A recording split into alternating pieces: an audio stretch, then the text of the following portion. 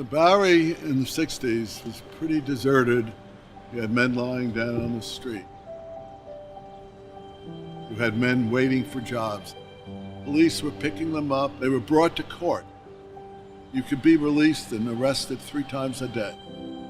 No one was happy with this situation.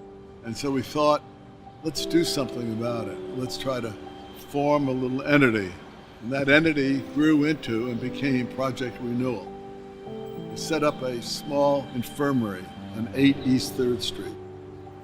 And we picked these people up and they said, how do I know you'll let me go? And we said, you don't know, but we promise. We're now Project Renewal, and we're going to try to do something to renew your lives.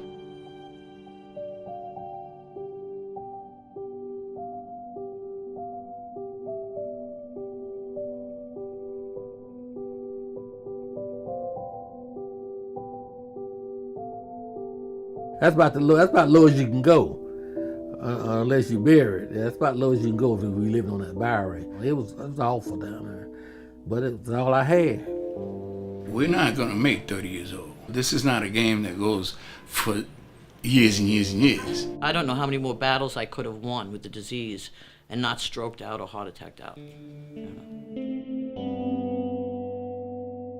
When I came up, we were family, the whole neighborhood. Everybody knew everybody. Central Park was right up the block from me, so it was fantastic. Everything was an open door policy back then. We didn't even have a key to the house. We'd go rabbit hunting almost every day, running through the woods, make bow and arrows. I was on the swimming team, I was on the softball team, I played junior varsity basketball in high school. I was a cheerleader, though I don't admit to that often. School was pretty good for me until about the 8th grade. That's when, you could say, my life started to take a turn. Would drink and do a lot of crazy things, you know, like steal cars and break into the neighborhood stores. And it was really exciting. It was fun to me at the time. I really felt like once I got to high school, I was an adult, even though I wasn't. So by sophomore year in St. Brendan's all-girls Catholic high school, I got kicked out. I dropped out of high school in 10th grade and I joined the Navy. I got in trouble in the Navy for drinking. I went AWOL once or twice. I believe the ship was in Spain and I was still in England someplace. Like, I didn't even know people would open a bottle of wine and not finish it. Like, who does that? The first job that I had, I used to sit in front of the door with a shotgun and make sure nobody come in the door and try to do anything vicious while they were selling drugs. I was asked to try out for the Minnesota Vikings, and I was on the team for 1 year, but my drinking got so bad that they let me go. I went to work in a bar on Cortelia Road that I eventually bought. So I actually bought the candy store. That's the madness of using drugs and being in the drug game. Even when you get arrested, even when you get shot. I got shot twice. I've been stabbed 3 times. This is the lifestyle now. This is who I am. I guess we talk about it like the gray area where it becomes more of an obsession than a fun experience was when I started to hide it. I got caught up in New York, and about 3 days later, all my money was gone. So I stayed on the Bowery for about 6 years, living in those flop houses. Initially, I tried to get sober 4 times. Never in my life faced anything like that before or after, actually. And my mom, she just said she's done. To leave the house, don't come back until I was better. And there was no excuse other than I'm free from alcohol. That was going to work to get back into my mom's embrace. And I went down to Kings Highway. I was out on the street, no place to live, the clothes on my back, and I slept in a doorway one night, I slept on a bench another night. My way of thinking has always led me back to the madness of it. Until my sister started saying, listen, Ed, your way just doesn't work. That's why you keep winding up in prison. That's why you got shot. So now, what do I do? How do I fix this? And believe it or not, it was my sister who introduced me to Project Renewal. I think the key was the counseling. They would get inside of you, man. I mean, really get inside of you and bring out all that old dirty stuff that you've been trying to suppress. There were many a times that I wanted to walk away. Many a sleepless nights and crying and I don't want to do this and I don't want to be here. And they would tell me, you need to hold on. You need to grab a hold of this. Because what's happening is that your life is starting to change and you're starting to become a responsible person, and you don't know what that is, and you don't know what it's doing to you. It's called change. And if you don't change, you're gonna be the same person, and you're gonna keep doing the same thing.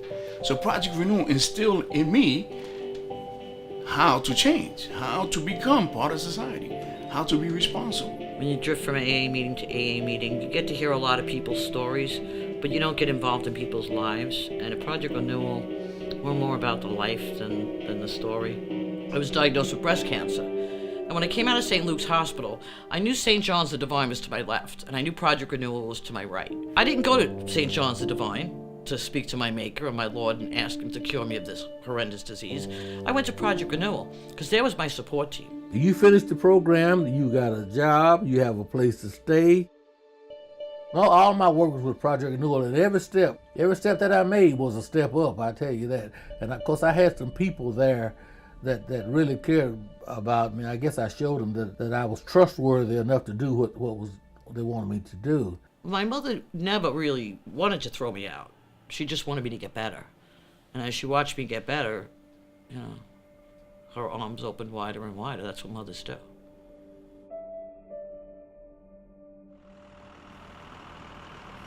I drive a school bus, and I'm happy as a lark doing that. And I drive right here in this neighborhood where I live, and I know everybody. I know everybody around here in these 14 streets. Church is a very big part of both of our lives. We're both Sunday school teachers, and I'm chairman of the men's group. I got a small house, but it's paid for. It belonged to me and Mary, and we're happy as we can be right here. I'm the operations coordinator. I work with the front desk, I work with maintenance. I'm also a fire safety director. I'm the liaison with the police department. We just renovated the whole building, 307 units, and all of that had to go through me. It was a time I didn't know how to deal with feelings. I didn't know how to deal with these emotions. But here I am. I feel sad. I feel